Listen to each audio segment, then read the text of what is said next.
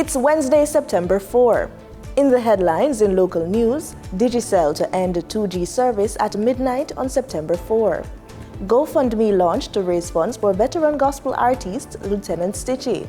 In business news, latest Staten Index shows that yearly food prices are up 3.6%. Regionally, in Barbados, there is a call to retain staff as AI enters the workplace. And in sports, Trinidad and Tobago's under-17 cricket team are the winners of the Cricket West Indies Rising Stars 50 Over Championships. This is the news on PBC Jamaica. I'm Brittany Clark.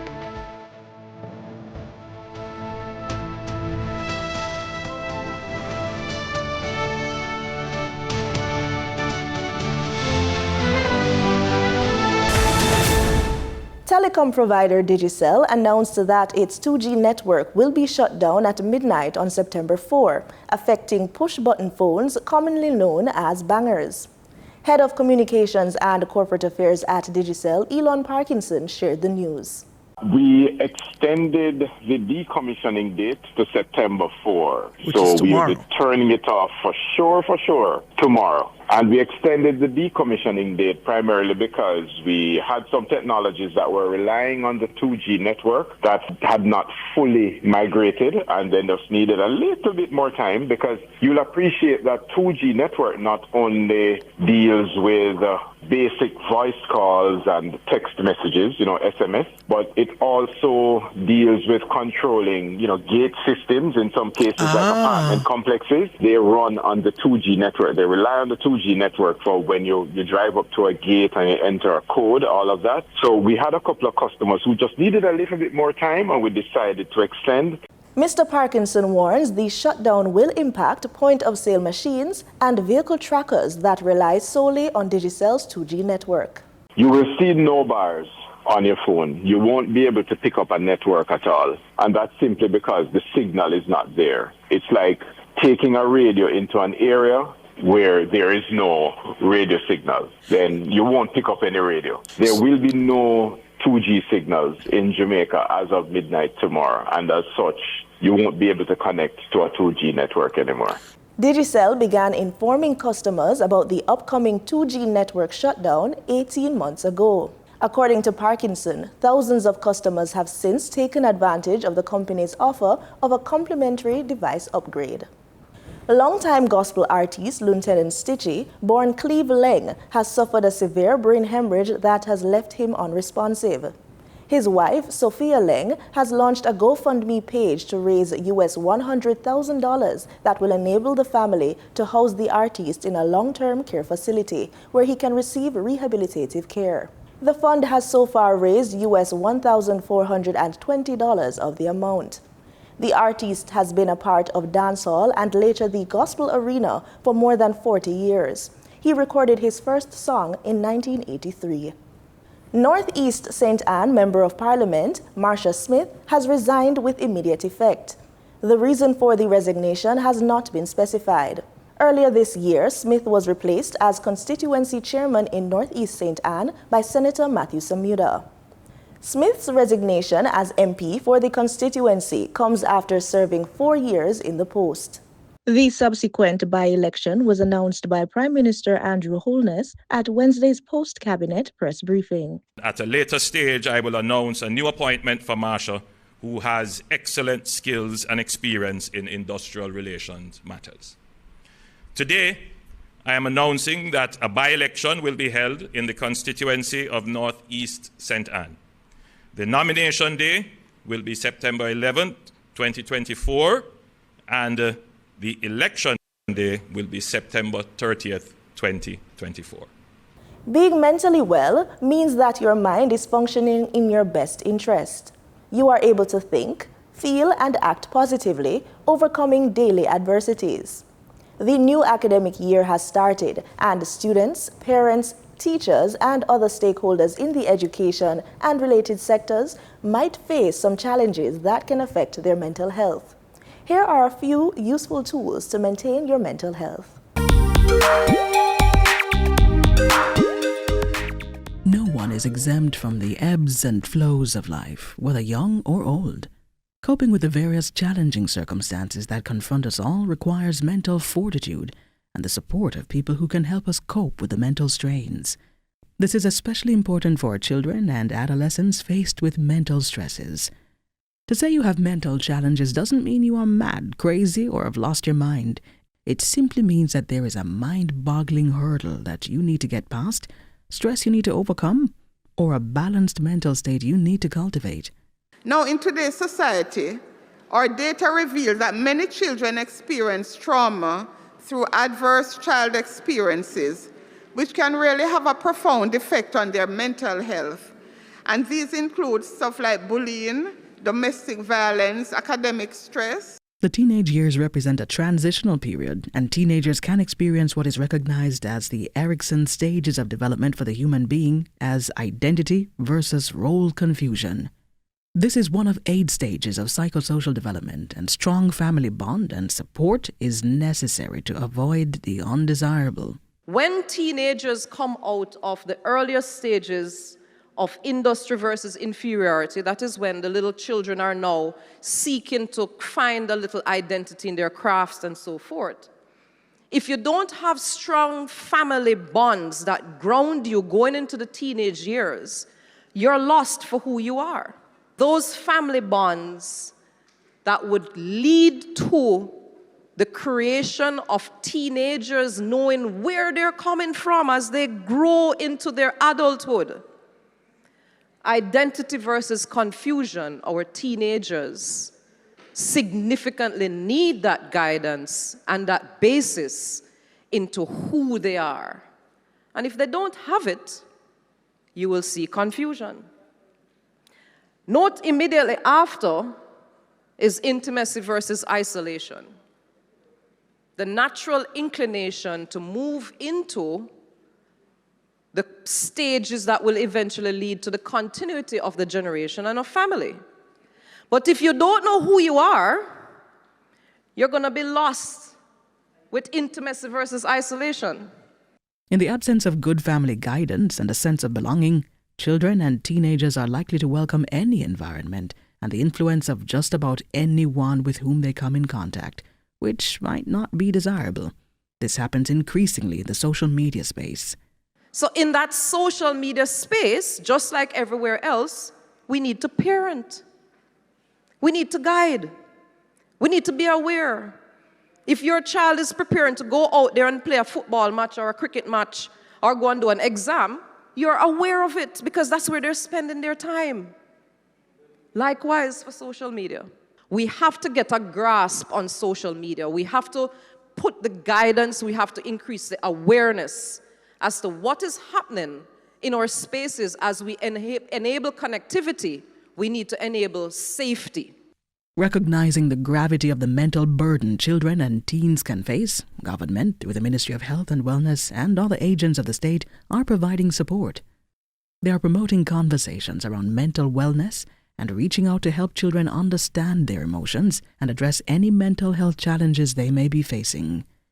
Major red flags used to identify when persons are not well mentally include lack of concentration or not being able to retain information, a drastic change in appetite, being easily irritable, outside your typical window of annoyance, being excessively worried or anxious, prolonged sadness and withdrawal from friends and family. Conversations about mental health allow more persons to feel comfortable sharing their personal challenges, identifying their source of stress, and taking steps to seek help. We will continue to look at how we can manage our mental health with part 2 of the feature in subsequent newscasts. A strong tropical wave that is likely to begin impacting Jamaica on Wednesday afternoon, bringing with it significant rainfall. Residents in low-lying, flood-prone areas are being cautioned to pay special attention to the bulletins of the Meteorological Service of Jamaica. According to the latest report from the Met Service, the tropical wave has a moderate chance of developing into a tropical cyclone over the next 7 days. The Met Service also advised fishers and other marine interests to exercise caution as sea conditions are expected to deteriorate amidst these showers, thunderstorms, and strong gusty winds.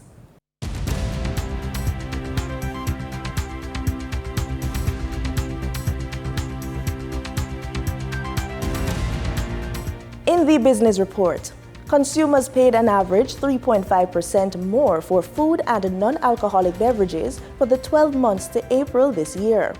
However, looking at the month of April alone, the Statistical Institute of Jamaica Statin says the prices fell by 0.6%.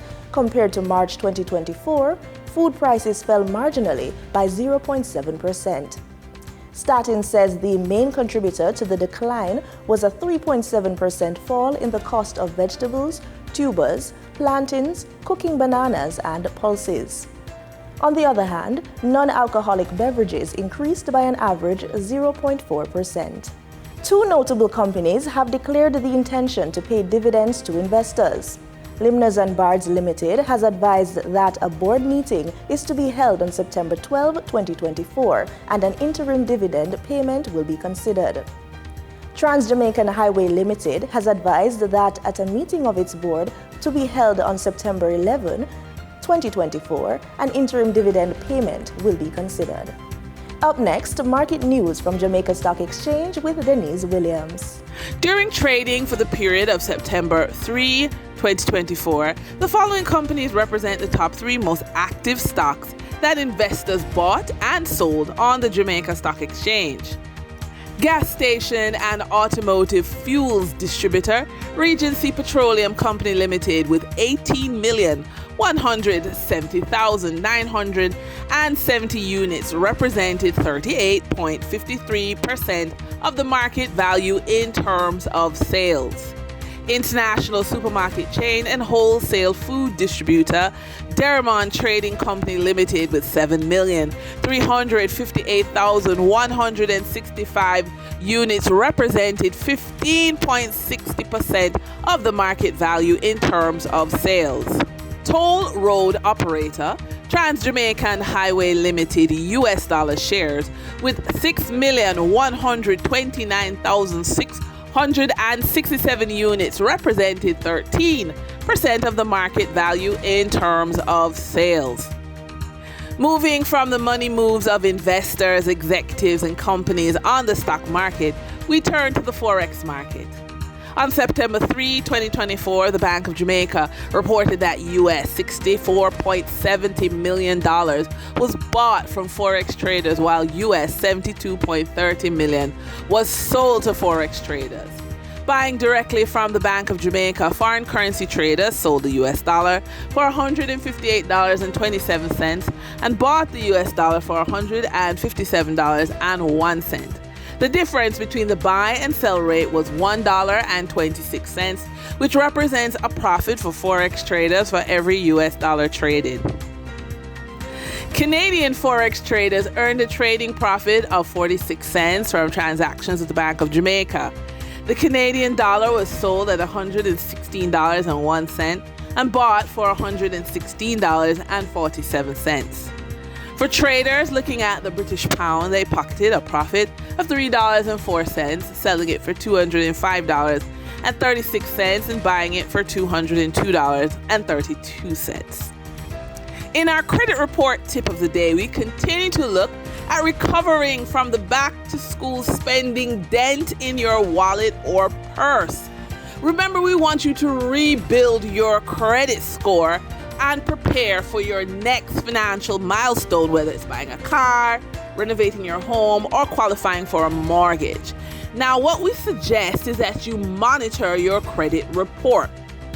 Keep an eye on your credit report to ensure that all your payments are being accurately reported and that there are no errors dragging down your score. You're entitled to a free credit report once a year from each of the major credit bureaus. In regional news, the Caribbean Energy Chamber, CEC, led by founding chair Melanie Chen, is pushing for a shift towards a self-sustaining energy model in the region. Speaking at the Trinidad and Tobago Energy Chamber's Sustainable Energy Conference, Chen emphasized the urgent need for Caribbean nations to transition to clean energy. Terry Ann Brown-Campbell reports. The World Bank describes the Caribbean region as being in a fuel trap. stuck in a cycle of economic frailty fostered by its inability to transition from fossil fuels to sustainable energy sources. It notes electricity rates in the Caribbean average around 25 US cents per kilowatt hour and can reach as high as 40 US cents per kilowatt hour, while the average electricity rate in the United States is about 16 cents per kilowatt hour. Founding chair of the Caribbean Energy Chamber, Melanie Chen, says the CEC recognizes the region's need to transition to a clean energy future. Collaboration as a platform that brings attention to Caribbean energy security in a more consistent manner through policies that achieve sustainable impact for the common person.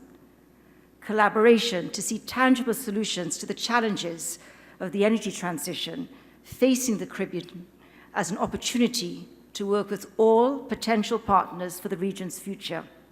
Ms. Chen says the Chamber will ensure the broad representation of regional interests. With the formation of CEC as a regional, self-sustaining cooperative mechanism, it is my hope that this will help us to advance the Caribbean's energy security and prepare the region to stand up to the challenges of today and tomorrow.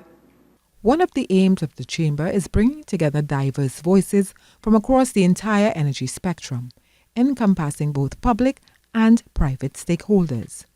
The mission of CEC is to ensure affordable, net zero energy security for the Caribbean, because energy security is national security.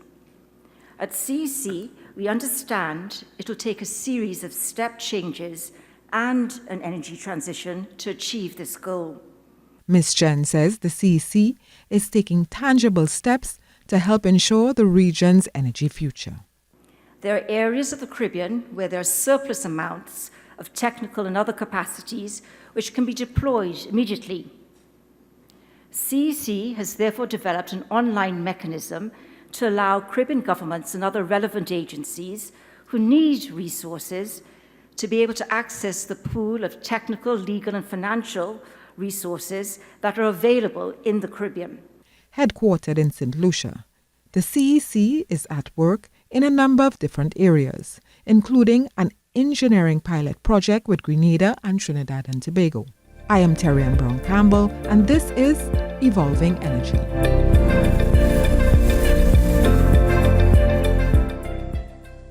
In Barbados, employers are being urged to retrain their staff as businesses increasingly adopt artificial intelligence.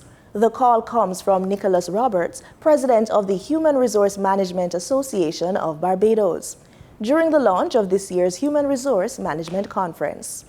Set for October 9 to 10 under the theme Human Tech Expo, Bridging the Gap Between People and Technology, the conference will also emphasize the importance of embracing remote work. Yes, a lot of jobs are going to become redundant. A lot of jobs are going to become useless due to technology, due to AI. But through jobs becoming redundant and becoming useless, and I use useless very loosely, how is it that we then are going to train our staff, train our people, train the people of Barbados to meet the needs going forward? Because once those jobs go away, you're going to have new jobs that are needed. There's still a lot of work to be done, and it is not only in Barbados, because if you look internationally, you're saying that many of the international agencies and companies that would have heralded great work from home policies would have reverted to pre-COVID in terms of asking people to come back into the workspace. But if it's a case that you have the technology in place within your business and your people can work from home, I don't see why you can't have a 50-50 split, or however it is that works for your business, to say that, you work from home some days, but some days you're in the office, and have that hybrid model as opposed to asking people to be fully in the office. The 2025 Guyana Energy Conference and Supply Chain Expo is set for February 18 to 21, with a focus on artificial intelligence and emerging technology solutions. More details in this report from Newsroom Guyana.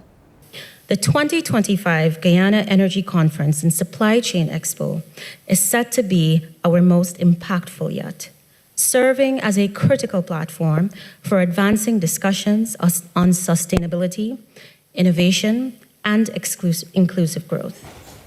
As we navigate the dynamic landscape of the global energy sector, I am pleased to say that this event is no doubt poised to become the Super Bowl of regional energy conferences, doing its part to leave a roadmap behind for future generations to follow. That was Chief Executive Officer of the Guyana Energy Conference and Supply Chain Expo, Kiana Wilberg. She was at the time addressing the launch of the 2025 Guyana Energy Conference and Supply Chain Expo at the Marriott Hotel in Kingston, Georgetown on Monday. The highly anticipated conference, according to the CEO, will tackle key topics from financing to energy transition. The use of artificial intelligence is also a focus. Guyana's Minister of Natural Resources, Vikram Bharat, welcomed the diverse focus of the conference that, he said, aligns with the government's developmental focus. And even today, as people come to Guyana in search of opportunities in the new oil and gas sector, we have a conference that will highlight opportunities across all sectors. So again, it shows that we are committed to diversifying our economy and not only to focus on one particular sector. And this is something I think Guyana, as a new oil producing country, that we are becoming a role model among new countries, new oil producing countries around the world. It is because we have not remained focused on one single sector only, but rather we have continued to grow and incentivize and to expand all the sectors. With registration yet to open, the event is poised to attract at least 7,000 delegates, feature more than 180 booths, and over 70 speakers. The conference will be held under the theme Connecting the Dots, Integrating the Future. To elevate the conference, a news app and podcast app named Energy Eco, designed to deliver reliable and up-to-date information, was also launched on digital partner V75 Inc. at Monday's launch. The initiative is expected to be an essential tool for stakeholders, offering insights on trends and development within the energy sector. What this represents is a phase one release of a three-phase delivery that will take us all the way to Conference 2025, but it leaves a lot of scope with a solid technological foundation for us to evolve this solution conference after conference. But what it really represents is the Guyana Energy Conference's embracing of technology, their investment in technology, especially at this scale. Meanwhile, ExxonMobil Guyana is the title sponsor for the conference for the fourth consecutive year. Reporting for the newsroom, Sharda Bacchus. In sports, we bowl off with cricket. The Trinidad and Tobago under-17 cricket team has been confirmed as the new champions of the Cricket West Indies Rising Stars 50 Overs Championships. We have the details in this report from Adrian Lazar. In the final match of the Rising Stars 50 Over Championships, saw Trinidad and Tobago finish the tournament undefeated when they clinched the regional title after their fifth and final match yesterday against Barbados. In the match, saw TNT, who batted first, accumulate a score of 159 runs all out, thanks to an innings-high score by Christian Lal with 46 runs, which included only 2 boundaries. After 2 rain stoppages, Barbados ended their innings on only 28 for 1 after 5 overs, with the match ending in a no result. The result confirmed TNT's first-place status as they finished on 12 points, ahead of second-place Barbados on 8 points, as they became the champions of the CWI Rising Stars 50 Over Championships. The Red Force's Cristiano Ramanan, along with Guyana's Rampersad Ramnath, claimed the distinction of wicketkeeper with most dismissal. Also being honored was TNT's opening batsman, Zachary Carter, who would claim the award for most valuable player. Adrian Lazar, TTT Sport. That's the news on PBCJ. You can follow us on our social media pages at PBCJamaica. Thanks for watching.